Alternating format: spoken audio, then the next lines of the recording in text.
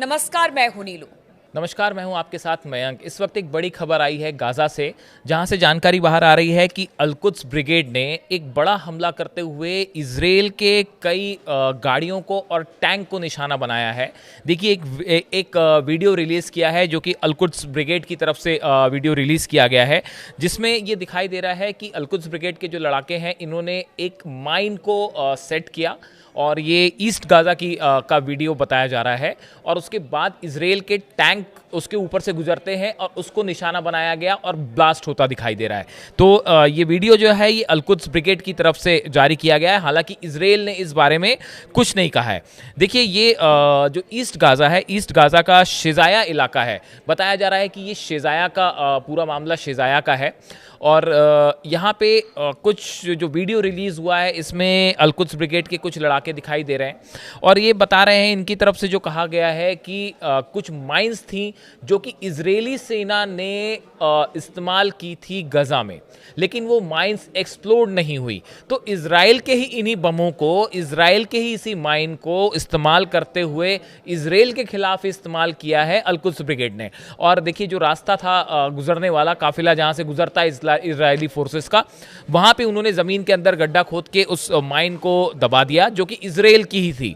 और उसके बाद जैसे ही वहाँ से काफिला गुजरा, टैंक उसके ऊपर से गुजरे, इन्होंने ब्लास्ट कर दिया है, जिसमें गाड़ियों को नुकसान हुआ है। और उसके बाद एम्बुश करके, जो है एम्बुश था ये, और उसके बाद फायरिंग भी की गई है।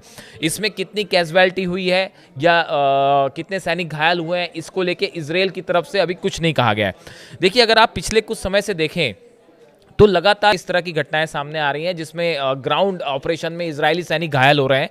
जो अल-कुद्स ब्रिगेड है या अल-कसाम ब्रिगेड है, इन्होंने जो नया तरीका अपनाया है, जिसके बारे में हम बार बार चर्चा करते हैं, कि जो टनल्स हैं, ये टनल्स के आसपास माइंस सेट कर देते हैं।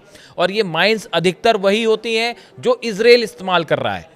तो इन्हीं माइंस को इन टनल्स के आसपास या उस रास्ते पे बिछा दिया जाता है जहां से इजरायल का काफिला गुजरता है, और एम्बुश करके निशाना बना के हमला किया जाता है। तो ये इस तरह से कई जगह हम देखें, पिछले महीने भी करीब 3 से 4 ऐसी अलग अलग घटनाएं आई थी, जिसमें इजरायली वाहनों को नुकसान पहुंचा था, इजरायली सैनिक मारे गए थे। तो ग्राउंड ऑपरेशन में इजरायली सेना जो है, उसको एक बड़ा सेटबैक है। इसी के साथ एक बड़ी खबर यह भी आई है कि जो गजा में सीज फायर का नया प्रस्ताव था, वो प्रस्ताव इजरायल ने रिजेक्ट कर दिया है। देखिए, कल रात को ये खबरें आई कि स्टीव विटकॉफ, जो अमेरिका के एनवॉय हैं, इनके नेतृत्व में एक नया सीज फायर का प्रपोजल फौरी तौर पे तैयार किया गया था, जिसमें कहा गया था कि 70 दिन का सीज फायर होगा, युद्ध विराम होगा, और बदले में 10 बंधकों को हमास रिलीज करेगा।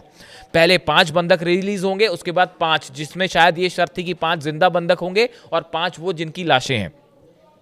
इसको लेकर जो खबरें बाहर आई कि इसको लेकर हमास इस सीज फायर को लेकर तैयार हो गया था, लेकिन बाद में इजरायल की तरफ से जो बयान आया कि हम इस प्रस्ताव को स्वीकार नहीं कर सकते हैं। इजरायल ने कहा कि the proposal received by Israel can not be accepted by any responsible government.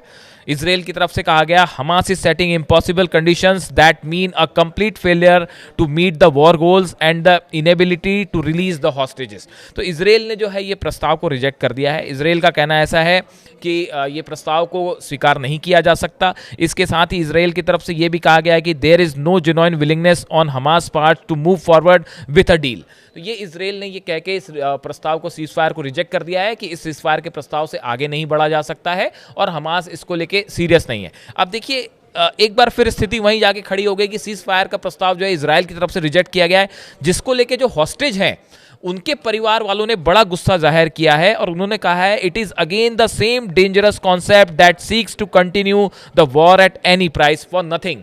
जो हॉस्टेजेस हैं, जो अभी हमास के पास में हैं, इजरायली हॉस्टेज जो है, उनके परिवार वाले खुद इजरायली सरकार से गुस्से में नजर आ रहे हैं और उनका कहना ऐसा है कि इस सीज फायर को स्वीकार न करने से प्रॉब्लम वहीं के वहीं खड़ा रहेगा और बंधक रिहा नहीं हो पाएंगे, जिससे वे काफ़ी ज़्यादा परेशान हैं। तो इस तरह से देखिए, ये 2 बड़ी घटनाएं सामने आई हैं। एक तो सीज फायर जो है वो रिजेक्ट हो गया है, और दूसरा अल-कुद्स ब्रिगेड का हमला, जिसमें कई इजरायली वाहन और टैंकों को नुकसान पहुंचा है, इस तरह की खबर आई है। हालांकि इस खबर की अभी कोई पुष्टि नहीं है और इजरायल की तरफ से इस पर कोई बयान जारी नहीं किया गया है। इस संबंध में कोई भी अपडेट होगा, हम आप तक पहुंचाएंगे।